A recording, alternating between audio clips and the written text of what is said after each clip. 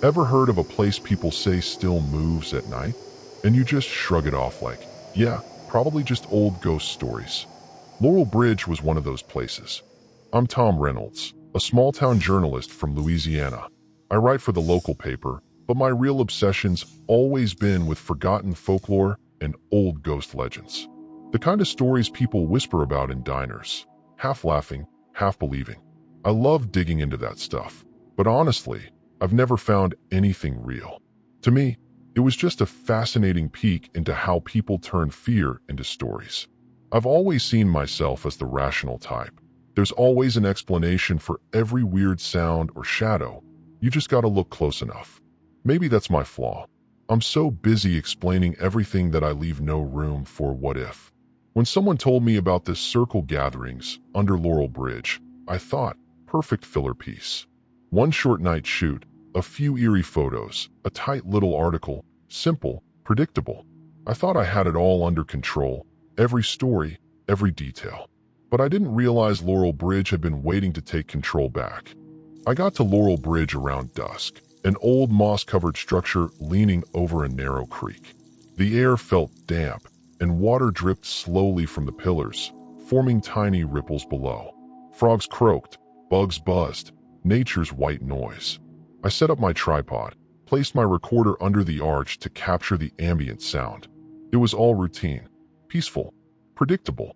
Then, out of nowhere, the recorder's waveform spiked. Probably static or a bug flying past, I thought, until I played it back. A faint whisper, Laurel return.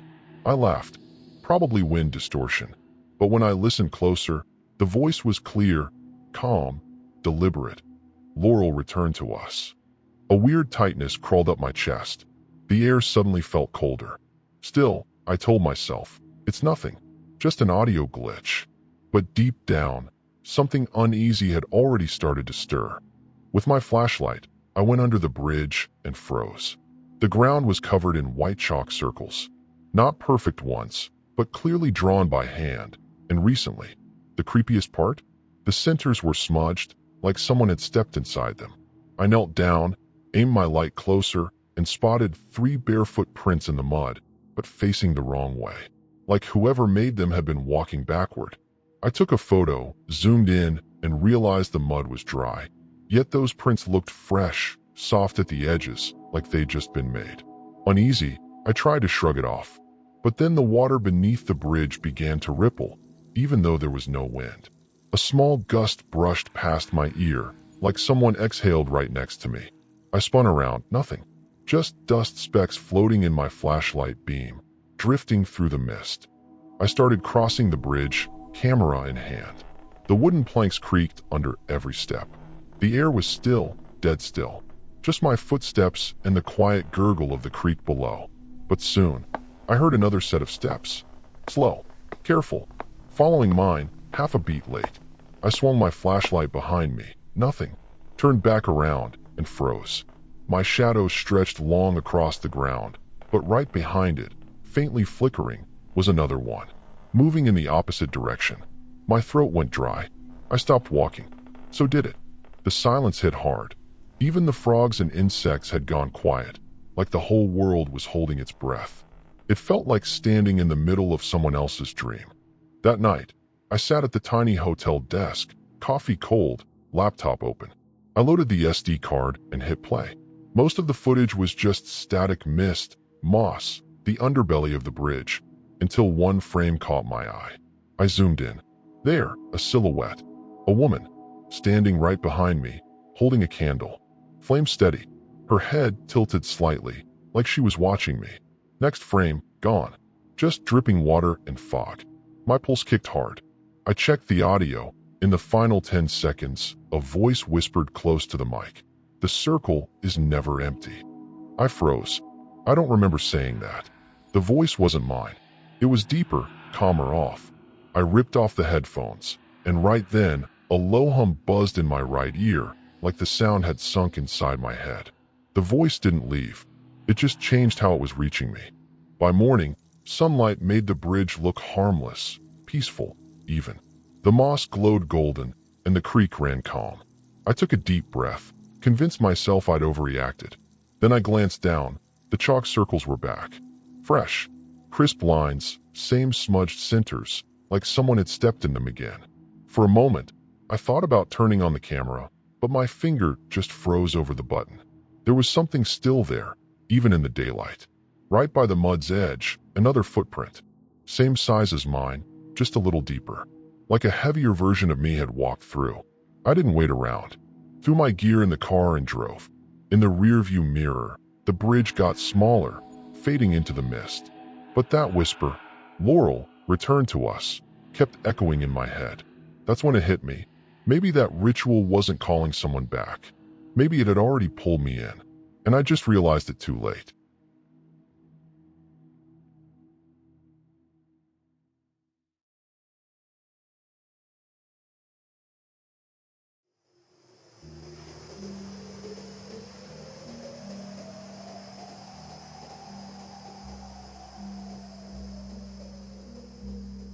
On the outskirts of Charleston, there stood this old colonial house, chipped white paint, vines crawling up the walls, and a crooked windshield creaking on the porch.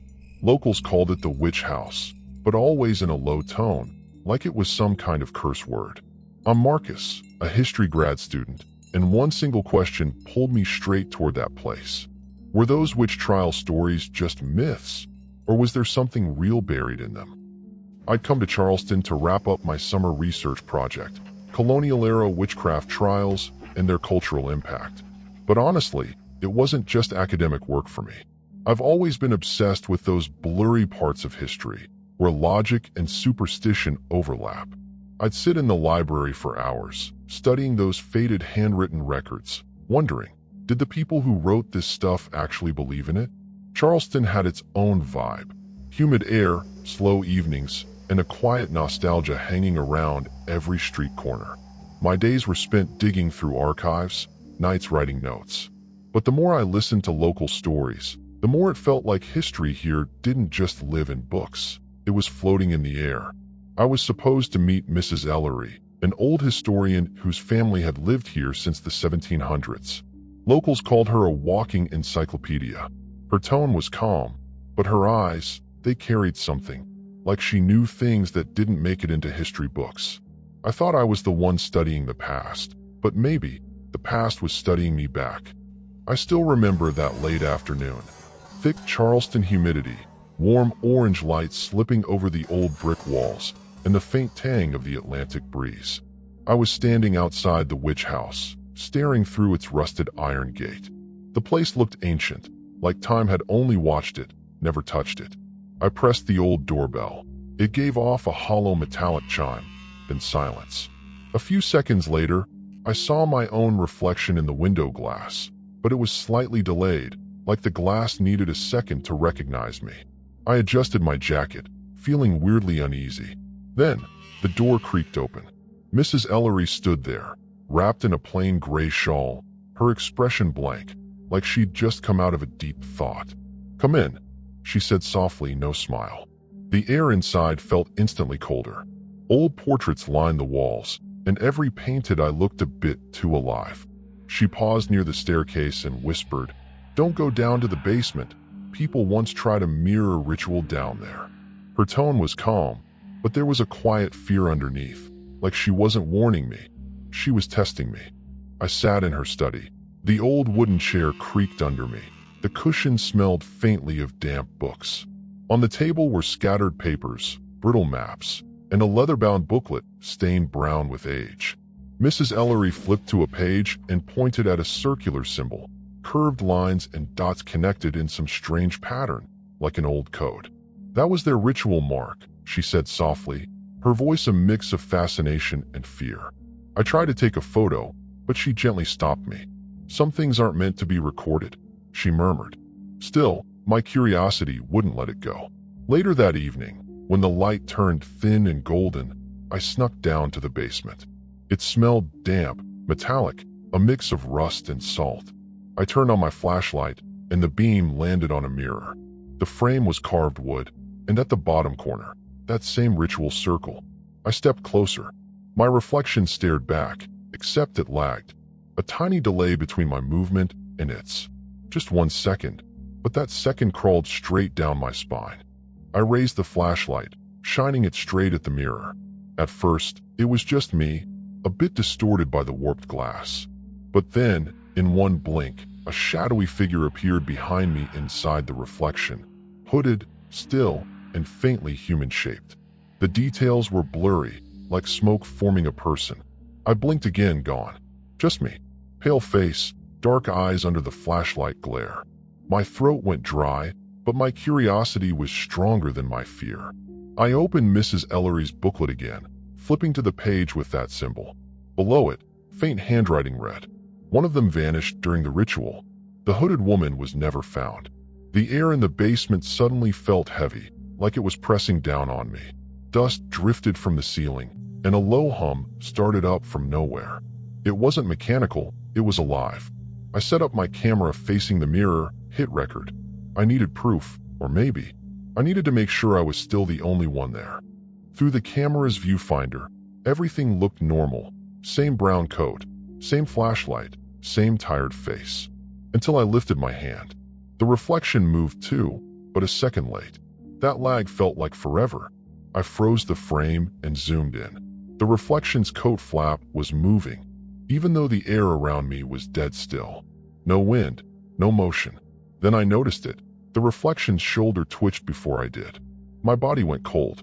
For a moment, I could have sworn someone was standing right behind me. I dropped the camera, spun around, just a blank wall. My chest felt hollow, like something cold slid right through it. I stumbled back, grabbed my flashlight, and the shadows on the wall started flickering with every shake of my hand. As I climbed the stairs, I heard it, a whisper, soft and icy, right next to my ear. Marcus! It wasn't my voice. When I reached the top, the house was empty. No sign of Mrs. Ellery. Just stillness. A silence too complete to be normal. I shut the heavy wooden door behind me.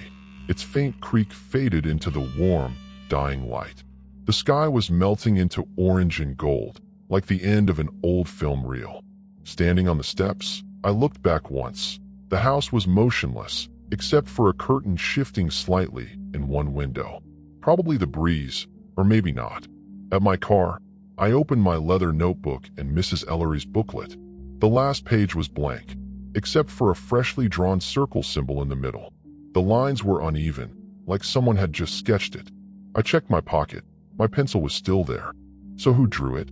I closed the booklet, turned off the camera, and took a deep breath. As the engine started, the air felt heavier. Somewhere in the distance, the metallic sound of a wind chime rang, soft but steady. I drove down the highway, watching Charleston fade in my rearview mirror. The witch house stood still against the fading light. I thought I came here to study witch trial history, but now, I think the witch house just wrote me into its own story.